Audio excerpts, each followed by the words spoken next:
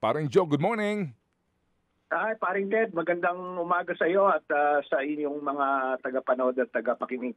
Anong report natin so far, Joe, sa mga apektadong lugar sa franchise area ng Meralco?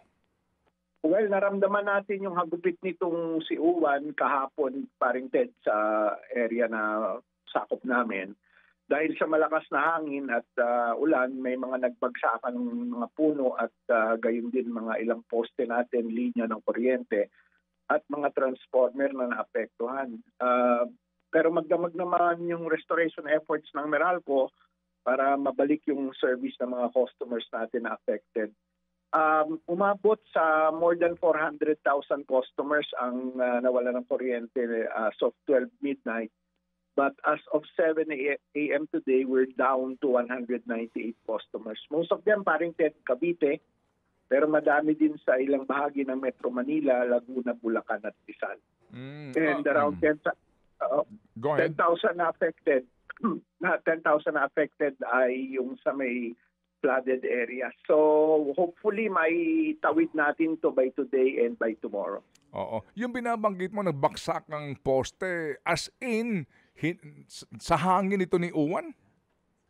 Hangin, paring Ted. Medyo malakas talaga yung hangin. Pero compared to previous na mga dilubyo, medyo mas matatag ang facilities ng Meralco ngayon. Kasama na kasi dyan yung strengthening effort ng ating networks group sa mga facilities natin. So hopefully, since we're down to 198,000, baka maitawid natin ito either by today or by tomorrow. Okay. Sa Metro Manila, saan specifically ang nawala ng kuryente, please?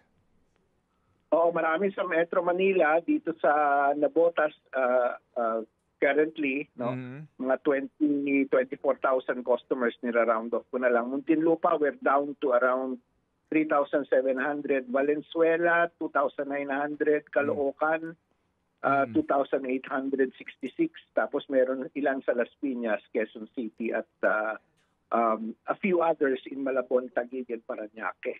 Anong cause niyan, parang Joe? Karamihan wire down, paring Ted, at saka transformer trouble. Pero yung pinakamarami natin dito sa Cavite, 73,000 pa rin yung kailangan natin bunuin doon. Kalate, maraming lugar ang affected sa Cavite, General Trias, Trece Martires, Dasmariñas City, at sa Casil. So, bubunuin natin to, paring Ted, sa mga customers natin. Huwag po kayong mag-alala at tuloy-tuloy naman ang trabaho namin. Yung bang sa Kamuning daw, mayroon tumawag sa amin dito sa K First, kanto ng Hener, na itayo na kaya?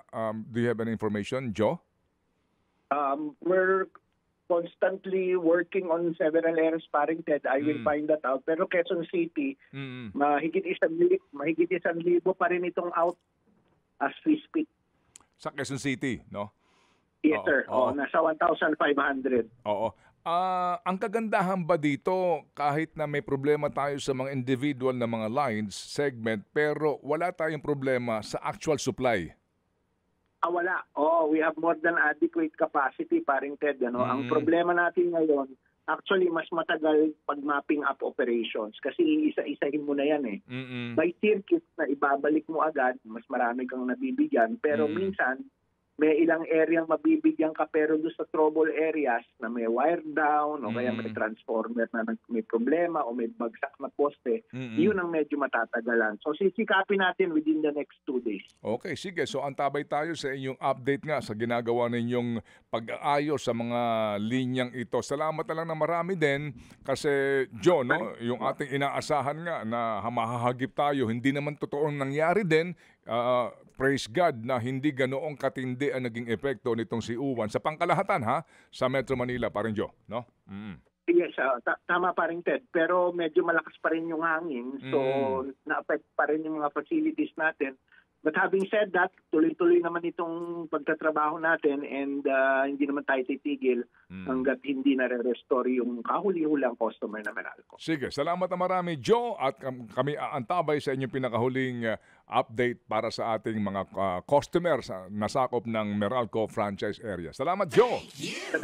Salamat pa rin Ted. Thank you! Mga kapatid, brothers and sisters, saan ka pa? Dito na tayo sa totoo. Dito na tayo sa True FM. Mga kapatid, mag-subscribe and follow po kayo sa social media accounts ng True Network PH. Yan po kami. Hanapin nyo lang True Network PH, Facebook, Instagram, YouTube, TikTok, and podcast. Mapa Apple or Spotify man yan, mahahanap nyo kami. Lahat ng mga napapanood at napapakinggan nyo po sa programa, nasa social media accounts namin yan. So, paano mga kapatid?